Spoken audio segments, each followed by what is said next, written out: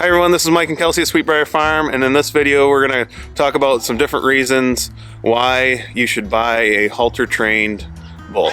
So we're going to start. I'm going to go and put the halter on our Dexter bull, Mr. President, and kind of tie him out of the way because we're separating a steer today and we don't need him running around causing ruckus with the rest of the cows.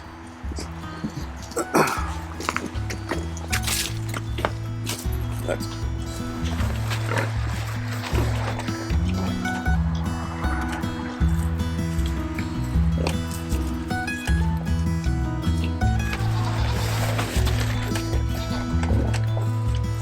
You're normally the one that does this.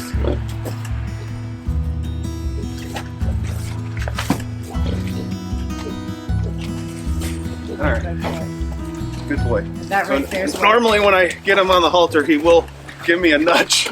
He lets me know that he still has control. And actually, if we can lead him and if he follows, it'll be perfect. Come on. Okay.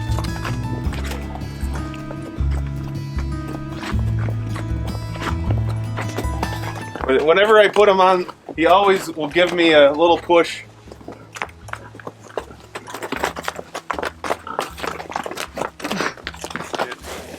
And maybe we'll leave him in the steer. Well, we don't want the butcher to accidentally shoot the bull, so. Greta could keep him company just fine. Okay. She's easy to lead back out.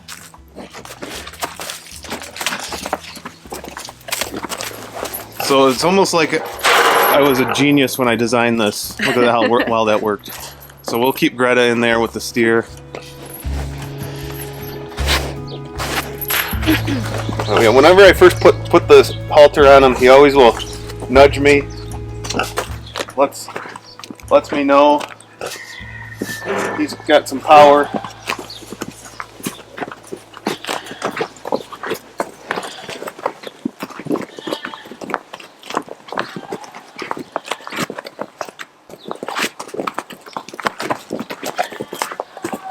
And one of the tips that Cheney's told us when you have a bull on a halter is keep their head up.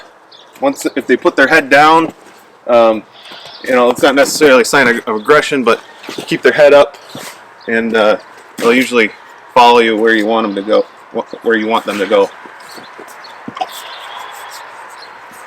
As a wife and a mother, having a bull like Mr. President who's so docile and calm, it's worth every penny we spend on him. So I think our plan is we want to keep our precious bull and we'll just buy in replacement heifers when we need them because he's amazing. And the Cheneys did such a wonderful job training him. So another good reason to have a halter trained bull is we have a shoot squeeze system that, so it's good for our younger, smaller steers. We haven't tried putting our bull through there, but like if we needed to, what do you call the hair on his sheath? Oh, you have to trim the sheath hairs. Yeah, so if we wanted to trim his sheath hairs, you know, I could just tie him to this tree and reach down and trim, which he might need a trim here soon. But you know, we could tie him to the tree, give him a vaccine if we wanted to, and actually, if we have TB testing done again, we'll just wait for that to have him in the big squeeze chute that they bring. The other reason, you know, having Cheney's worked with him and raise him to be on a halter, we know that he's got good temperament genetics, so he should pass those genes off down to his offspring. To me, the most important thing is safety. So, I mean, this is my family, right? So having a bull that we feel comfortable around and we're not scared, you know, or nervous, because they pick up on your energy.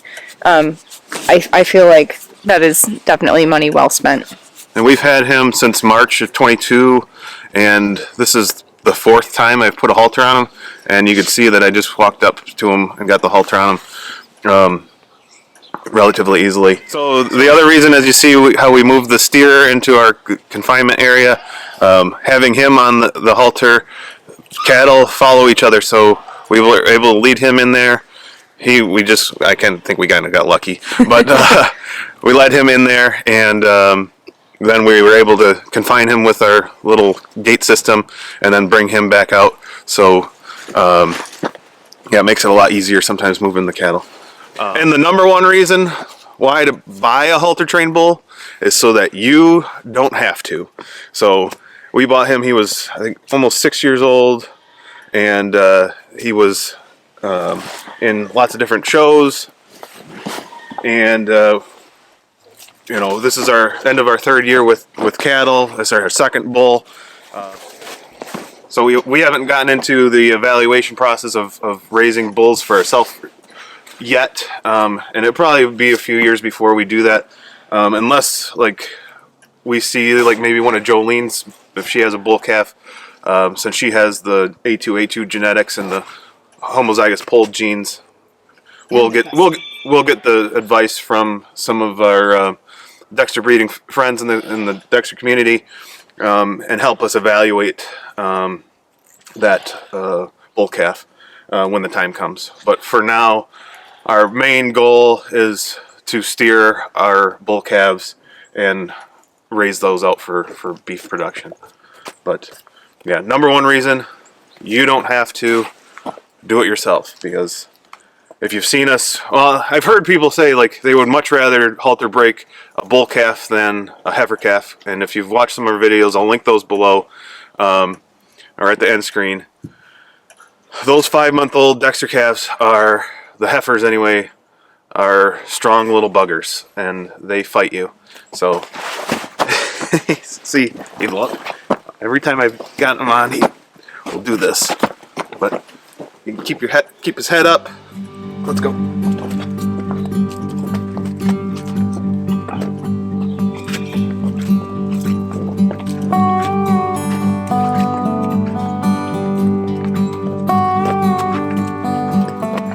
And I know, like, if you were showing him, you want to stay behind the animal for the judge, but I'm not into showing animals, so I'm just doing this on my backyard. So you are now free to go, Mr. P. Thank you for being a good contestant. Go eat your breakfast. All right, so hopefully that gives you some advice when you're getting started with your breeding operation. Spend the money, take a drive, visit the animal, buy from a reputable breeder, buy one that's halter trained. It'll make your life so much easier. Yeah, and walk it on a halter before you put it on your trailer to bring it home. Like, actually try it out and make sure. Take it for a test drive. Yeah. So we're like very fortunate that our bull is as docile as he is. And so those are some of our tips for why you should get started with a bull who's already halter trained. Thanks for watching. Please make sure you guys subscribe so you can catch more fun on the farm.